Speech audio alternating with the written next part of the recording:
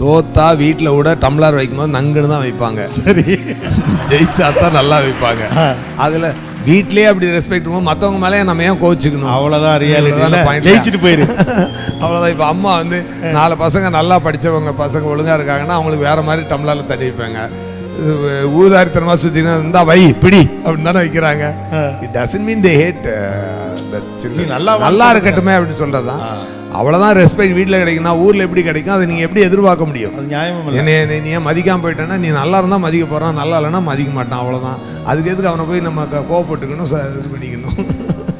Sir நிறைய life லெசன்ஸ்லாம் சொல்கிறீங்க sir. நான் நினைக்கிறது நடக்கலாம், நடக்காமலும் போகலாம். நடந்தால் சந்தோஷம், நடக்கலனாலும் சந்தோஷம்.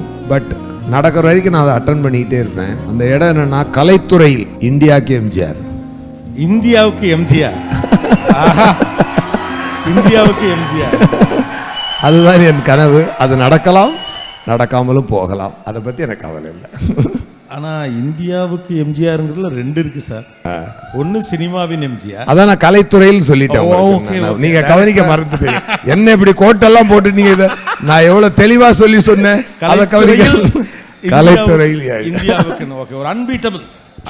ஓகே, அவரிடம் அவருடையது அந்த இடம் ஒரு தமிழன் இந்தியா முழுக்க போய் ப்ரூவ் பண்ணான்னு இருக்கட்டும், அவ்வளவுதான். ஓகே, ஏன் இது எம்ஜிஆர் அப்படிங்கிற ஒருத்தர ஐகானாக இருக்கீங்க? அவர் மட்டும்தான் டாப்பஸ்ட் பொசிஷனில் இண்டஸ்ட்ரியில் ரூல் பண்ண ஒரு லெஜெண்டரி ஆக்டர். ஓகே, மக்களை புரிந்து கொண்டு மக்களுக்கு ஏற்ற மாதிரி மக்களை ஜனரஞ்சகப்படுத்தி என்றும் ஒரு சூப்பர் ஸ்டாராக விளங்கிய ஒரு சிறந்த அவரை பார்த்து தான் அவரை சின்ன வயசில் அப்போ நான் எங்கள் அப்பா மியூசிக் சென்டரில் அந்த இதெல்லாம் இருக்கும், முன்னுள்ள அந்த படங்கள்லாம் இருக்கும். அது ஒரு லைட்டாக பாதிப்பை உண்டாக்குச்சு. அதுலேருந்து தான் வந்தது.